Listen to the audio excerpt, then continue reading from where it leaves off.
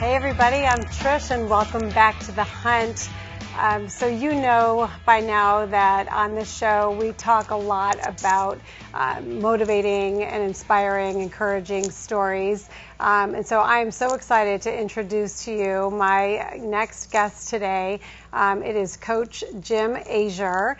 He is a lot of things, so we're going to dive right in and talk to him. But he's a coach, he's an educator, and most recently the author of the book, The 16th Street Chronicles, Where Violence Met Character. Super fascinating, very riveting memoir. Welcome to the show, Jim.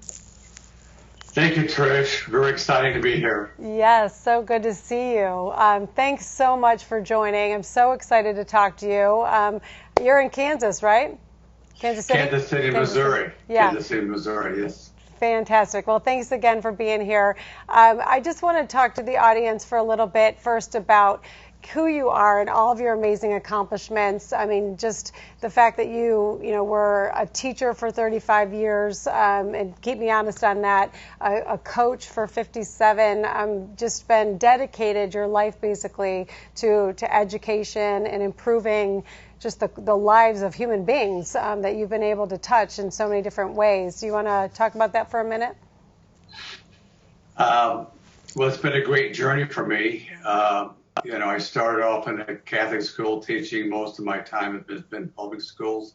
I've had a really good opportunity to see kids in every perspective. I even taught in Central America for 1 year and coached at the University of Kansas as a graduate assistant. So I've had a pretty broad experience. Yeah, really just amazing. And then you got into coaching and swim in particular, correct? And you did some stuff with the Olympics. Right. I never planned on being a swimming coach. I never swam. First meet I ever actually coached, I was the head coach. It was the first meet I ever saw.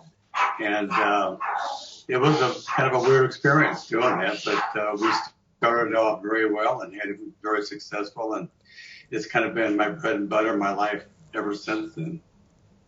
Yeah, just so rewarding, I can imagine. So let's talk about the 16th Street Chronicles. I mean, this is such an incredible memoir.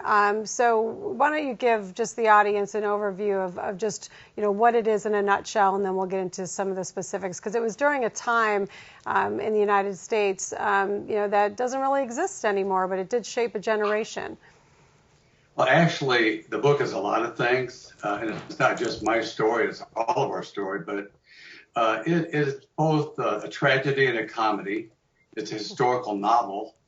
It has a lot of history. It talks about the end of an era, which was the 1950s, a time when we had very harsh discipline.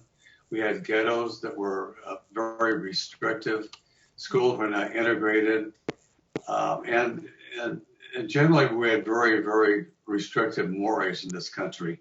That was the 1950s, but the book starts with my 4 years as a student.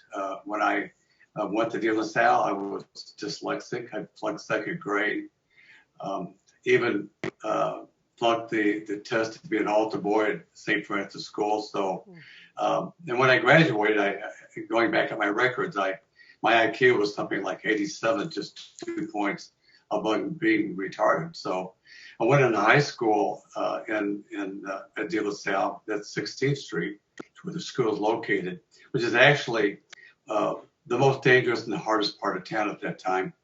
It was a black ghetto, and the school was located there. It was a military academy, and it was a place where my whole life would change, and it would change because of the discipline of the teachers.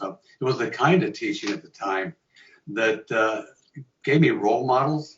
The role models of the person that I would want to be, the person that I became, and really was where I learned the secret to success. What were the things in my life that would help me overcome the handicap that I had in the classroom, and would get me not into college at that time. It was a lot easier. My 14 on the ACT wouldn't get me into college today, but it was the work ethics and the character that I learned as a high school student in what I call the Black Island. So I go back there several years later as a teacher of 1967 to 1970, and that's what the second part of the book is about. and I'd become a different person. And again, the school and the country had changed. It's quite a historical novel. The country was going through some real changes. We were in the counterculture at that time, and there was a lot of rejection of the old ways. We had a war in Vietnam. Many people were against the war in Vietnam. And so this is the story, the 16th Street. It's like I said, there's a lot of humor in it, and there's a lot of tragedy in it.